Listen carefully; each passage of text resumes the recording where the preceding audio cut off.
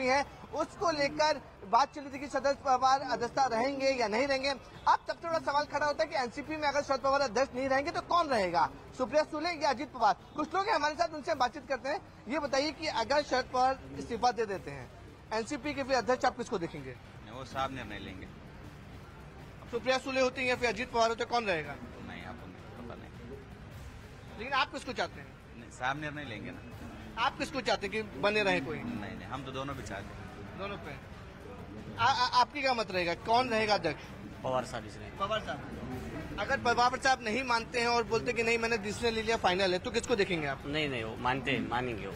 मानेंगे? सब कार्यकर्ता इतने है नर्वस हो गए तो मानेंगे पवार साहब। आपको अभी उम्मीद है कि मानेंगे? मानेंगे, हाँ उम्मीद है। आपको भी उम्मीद है? उम्मीद है। तो मानेंगे? नहीं माने तो कौन आपकी नजर में कौन होगा?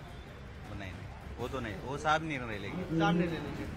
तो अनुपमा देखिए, जिस तरीके से एनसीपी के कार्यकर्ता यहाँ पे मौजूद हैं, उनका साफ तौर पे कहना है कि अभी भी उनके लिए शरद पवार ही अध्यक्ष रहेंगे। अगर नहीं होते हैं तो शरद पवार तय करेंगे कि आखिरकार उनकी कुर्सी पर कौन बैठेगा। जो पावर गेम है विवेक, वो शरद पवार के पास रहने वाला है। अगर हम उनकी 63 सालों की राजनीतिक यात्रा को देखें तो राजनीति के ऐसे धुरंधर वो ऐसी बिसात बिछाते हैं कि बड़े बड़े सुरमा ढेर हो गए। तो क्या जो उनका अध्यक्ष पद से इस्तीफा देना है, इसके पीछे उनकी कोई और सोच है? इस संभावना से इंकार नहीं किया जा सकता। बिल्कुल सही अनुपात। देखिए काफी ज्यादा कैलकुलेटेड है और उन्हें राजनीतिक चाणक्य भी कहा जाता है। जिस तरह से नीरज बता रहे थे कि अगले साल 2024 में महाराष्ट्र में विधानसभा चुनाव होने वाले हैं। अगर एक साल का समय है, अगर शरद पवार अपने अध्यक्ष पद से इस्तीफा दे देते हैं और किसी और को इस्तीफे और किसी और को अगर प्रेसिडेंट बनाया जाता है तो उसके बाद एक साल का समय रहेगा ताकि वो एनसीपी को पूरी तरह से प्रचार कर सके। लेकिन अजीत पवार ने साफ तौर पर कह दिया है कि जो भी चुनाव होंगे वो शरद पवार उसमें कैंपेनिंग करेंगे। शरद पवार की एक एक बात मानी जाएगी पार्टी के अंदर। अब मैं आपको बता दूं कि जिस तरीके से नेशनल लेवल, जिस तरह से पार्टी स्टेटस, जो नेशनल लेवल पार्टी स्टेटस जब हटाया गया था, उसको लेकर शरद पवार काफी ज्यादा दुख थे, क्योंकि एनसीपी एक बड़ी पार्टी थी, महाराष्ट्र में के साथ साथ पूरे देश भर में चुनाव लड़ती थी। लेकिन उनका नेशनल लेवल का स्टेटस हटाने के बाद शरद पवार थोड़े से दुख जरूर थे। महिला कार्यकर्ता उनके साथ, उनसे बात करते हैं। मैं भी बताइए कि जिस तरीके से शरद पवार जी ने इस्तीफे का ऐलान किया, आपका पहला रिएक्शन क्या था? कुछ रिएक्शन नहीं है, कुछ भी रिएक्शन नहीं दे सकते क्योंकि उनका रिप्लेसमेंट हो ही नहीं सकता है और हम सब चाहते हैं कि वो हमारे साथ में रहे और वही रहे। लेकिन पवार साहब को मनाने की पूरी कोशिश की जा रही है, मान नहीं रहे हैं। तो आप लोग क्या देखते हैं, सुप्रिया सुले को देखते हैं या अजीत पवार को देखते हैं?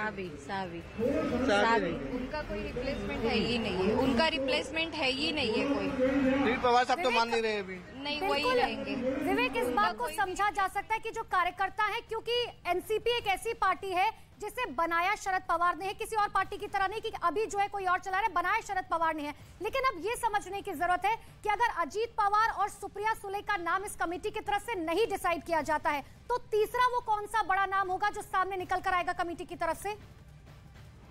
क्या कोई ऐसा नाम?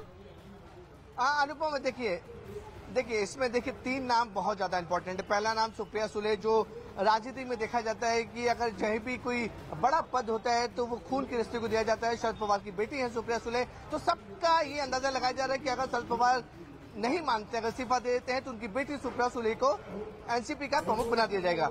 दूसरा बड़ा नाम है अजीत पवार, महाराष्ट्र में बड़े नेता हैं, लोगों के साथ संपर्क में रहते हैं और अजीत पवार नाम दूसरे नाम। तीसरे नाम पर अगर हम चर्चा करें तो जयंत पाटिल का नाम सामने आ रहा है, जो बहुत ही डाउन टू अर्थ रहते हैं, लेकिन उनकी जो कनेक्टिविटी पूरे महाराष्ट्र में बहुत ज्यादा है और शरद पवार के बहुत खास माने जाते हैं जयंत पाटिल। ये 3 नाम अभी सामने आ रहे हैं कि इन 3 नामों में से एक नाम जो होगा वो एनसीपी के अध्यक्ष होंगे। लेकिन जिस तरह से कार्यकर्ता है, जिस तरह से नेता है, उनकी 18 सदस्य की कमेटी तो बन गई है, लेकिन अध्यक्ष कौन बनेगा उसका फाइनल डिसीजन कोई और नहीं बल्कि खुद शरद पवार तय करेंगे कि अध्यक्ष कौन बनेगा। क्योंकि देखिए सबसे अहम रोल अब अजीत पवार का होने वाला है, क्योंकि पिछले दिनों जो खबरें आई, अगर हम पिछले 1 से 1.5 महीने के घटनाक्रम को देखें, बीजेपी में जाने को लेकर के जो खबरें आई कि एक गुटबाजी चरम पर है जिसमें अजीत पवार के साथ काफी ज्यादा कार्यकर्ता मौजूद हैं, तो क्या अब वो अध्यक्ष पद की रेस में सबसे आगे चल रहे हैं?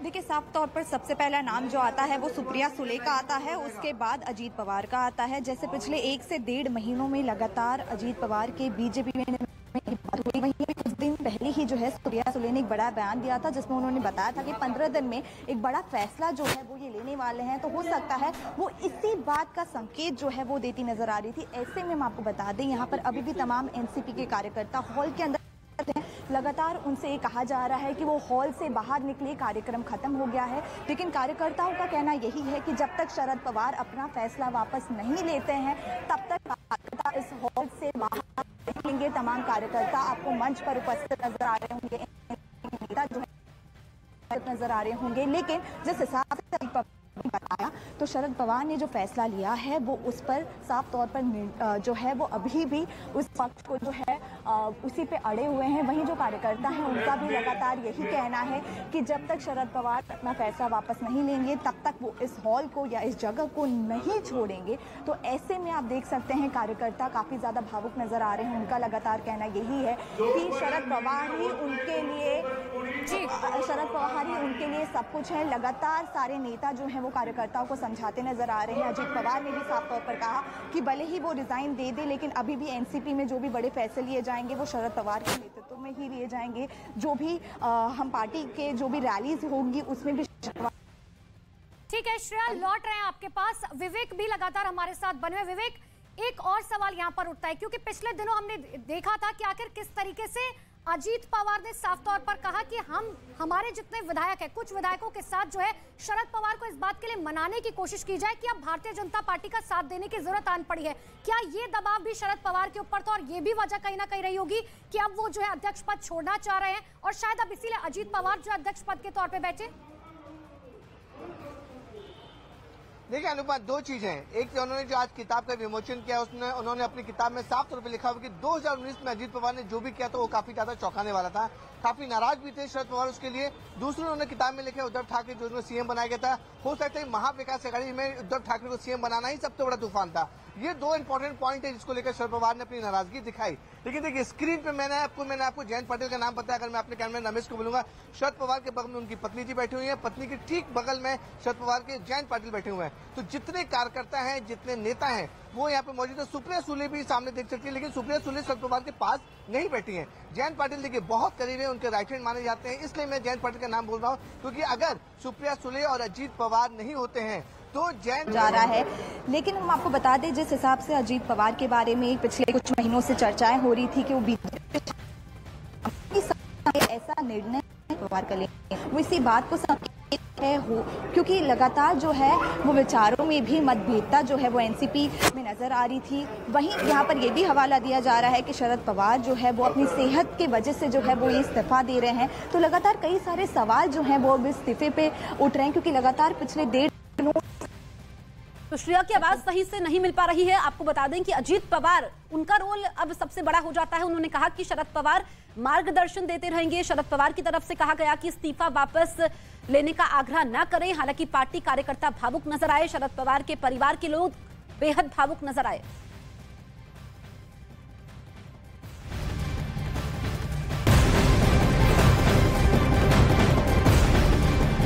और देखिए बड़ी खबर इस वक्त की आपको बता दें, बड़ी खबर बता रहे कर्नाटक के घोषणा पत्र पर प्रधानमंत्री नरेंद्र मोदी ने बड़ा हमला बोला है, साथ ही निशाना साधा है। प्रधानमंत्री ने कहा कि कांग्रेस पार्टी ने पहले श्रीराम को बंद किया था।